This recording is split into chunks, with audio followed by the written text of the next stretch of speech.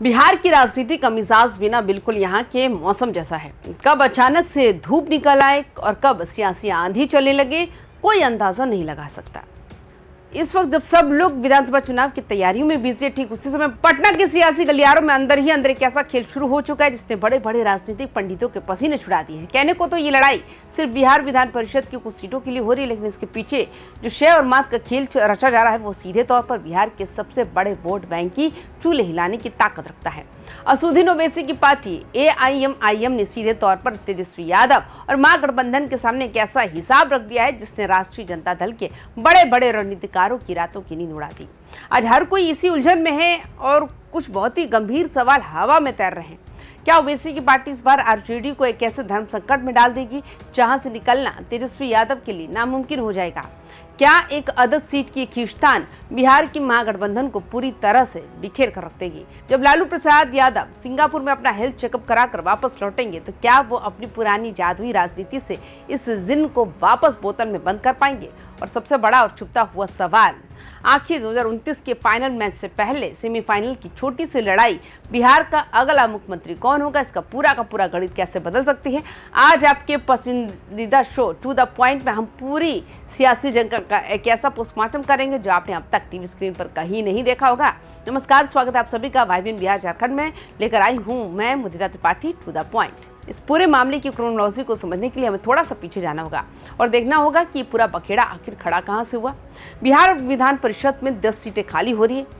अब इन 10 सीटों का जो जोड़ घटाव है वो विधानसभा में मौजूद विधायकों की संख्या के हिसाब से तय होता है।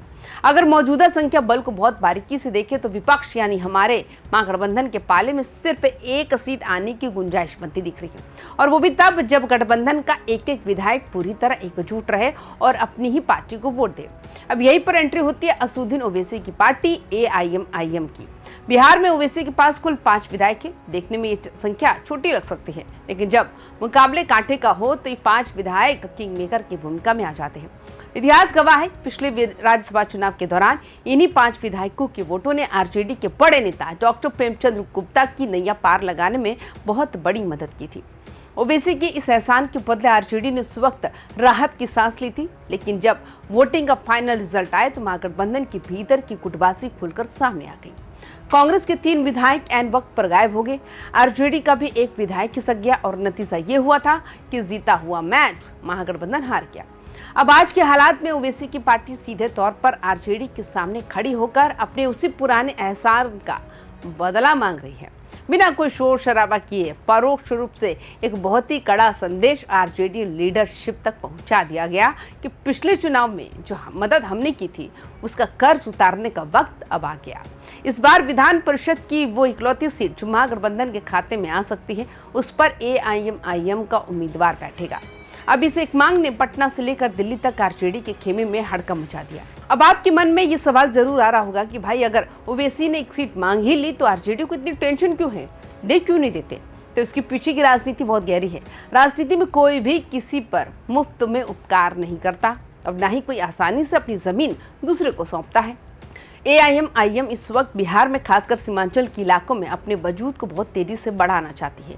वो अच्छे से जानते हैं कि अगर उन्हें बिहार की मुख्यधारा की राजनीति में टिकना है तो उन्हें सिर्फ वोट कटवा या सपोर्ट देने वाली पार्टी के ठप्पे से बाहर निकलना होगा।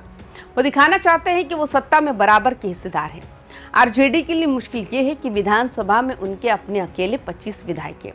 इस लिहाज से सीट पर पहला और सबसे स्वाभाविक दावा RJD का बनता है। उनके अपने दर्जनों सीनियर नेता लाइन में लगे हैं जो सालों से विधान परिषद जाने का सपना देख रहे हैं। अगर तेजस्वी यादव ये सीट ओवैसी को दे देते हैं तो उनकी पार्टी के अंदर बगावत का खतरा बढ़ जाएगा। कार्यकर्ता नाराज हो जाएंगे कि भाई खून पसीना हम बहाएं और मलाई कोई बाहर वाला खाए। लेकिन दूसरी तरफ ओवैसी का हाथ झटकना भी RJD के लिए आत्मघाती साबित हो सकता है। RJD की राजनीति का सबसे बड़ा आधार स्तंभ रहा है MY यानी मुस्लिम और यादव कॉम्बिनेशन। अगर ओवैसी नाराज होकर बिहार में एक अलग मोर्चा खोल देते हैं और मुस्लिम समाज के बीच ये नैरेटिव सेट करने में कामयाब हो जाते हैं कि RJD सिर्फ उनका वोट लेती है, लेकिन जब हक देने की बात आती है तो पीछे हट जाती है, तो RJD का ये सबसे मजबूत किला ढह जाएगा। मुस्लिम वोटों में थोड़ा सा भी बिखराव सीधे तौर पर BJP और NDA गठबंधन के लिए जीत का रास्ता साफ कर देता है।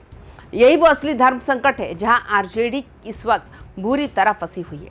इस पूरे सियासी ड्रामे में पेंच सिर्फ आरजेडी और ओवैसी के बीच नहीं फंसा है, बल्कि इसमें कांग्रेस का एंगल भी बहुत दिलचस्प है। राज्यसभा चुनाव में जिस तरह से कांग्रेस के विधायकों ने क्रॉस वोटिंग की या गायब रहे, उसने आरजेडी के भरोसे को पूरी तरह तोड़ दिया था। कांग्रेस की हालत इस वक्त खुद डामाडोल है। अगर आरजेडी ओवैसी को खुश करने के लिए कोई कदम उठाती है तो कांग्रेस के अंदर भी सुगबुगाहट शुरू हो जाएगी। वो अपनी हिस्सेदारी का रोना रोने लगेंगे, यानी एक तरफ कुआं है और दूसरी तरफ खाई। इस पूरे मामले में सबसे मजेदार बात यह है कि पटना में इस वक्त जितने भी आरजेडी के बड़े नेता या प्रवक्ता हैं, उनमें से किसी की भी इतनी हिम्मत नहीं हो रही कि वो इस मुद्दे पर कैमरे के सामने आकर एक शब्द भी बोल सके। सबने अपने होठों पर ताला लगा लिया है। ऐसा क्यों है? क्योंकि आरजेडी के सबसे बड़े संकट मोचक और बिहार की राजनीति के चाणक्य माने जाने वाले लालू प्रसाद यादव इस वक्त देश में है ही नहीं।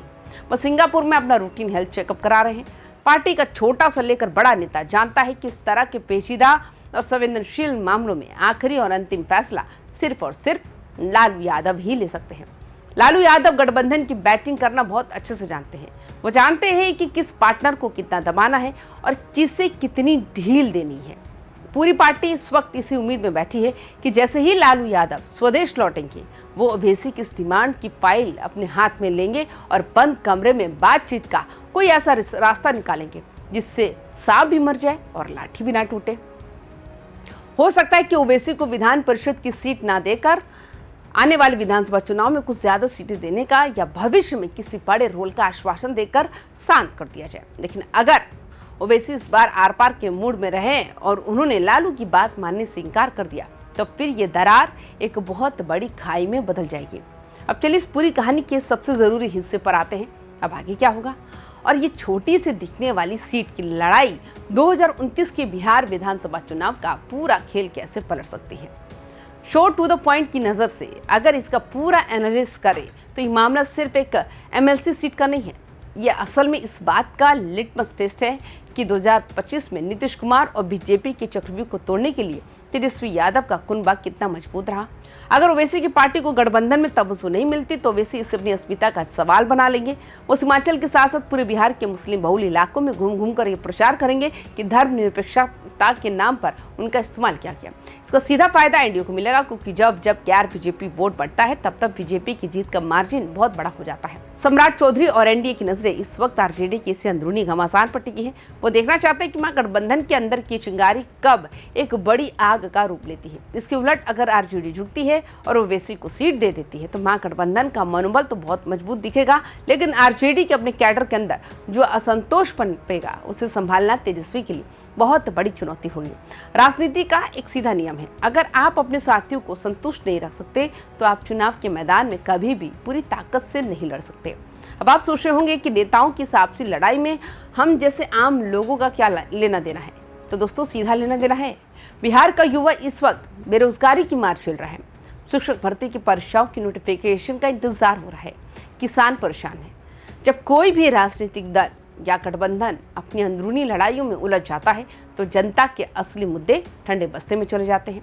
विपक्ष अगर खुद ही आपस में लड़ता रहेगा तो वो सरकार पर जनता के काम करवाने के लिए दबाव कैसे बनाएगा।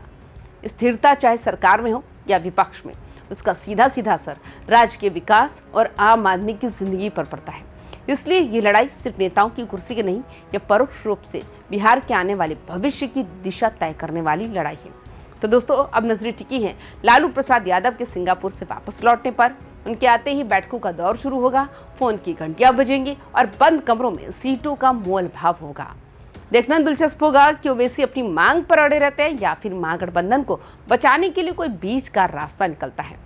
आपके शो टू द पॉइंट की नजर इस पूरे घटनाक्रम के एक एक पल पर बनी रहेगी। आपको क्या लगता है, क्या ओवैसी की पार्टी को विधान परिषद की सीट मिलनी चाहिए? क्या लालू यादव इस डूबती नैया को पार लगा पाएंगे? अपने विचार नीचे दिए गए कमेंट बॉक्स में अपने जिले या शहर के नाम के साथ हमसे जरूर शेयर करें। अगर आपको टू द पॉइंट का ये आसान, बेबाक और चाय की टपरी वाला एनालिसिस पसंद आया हो तो इस वीडियो को लाइक करें और दोस्तों के साथ शेयर जरूर करें और हमारे चैनल YBN बिहार झारखंड को सब्सक्राइब करना ना भूलें। मिलते हैं अगली वीडियो में, तब तक के लिए रखें अपना ख्याल। नमस्कार।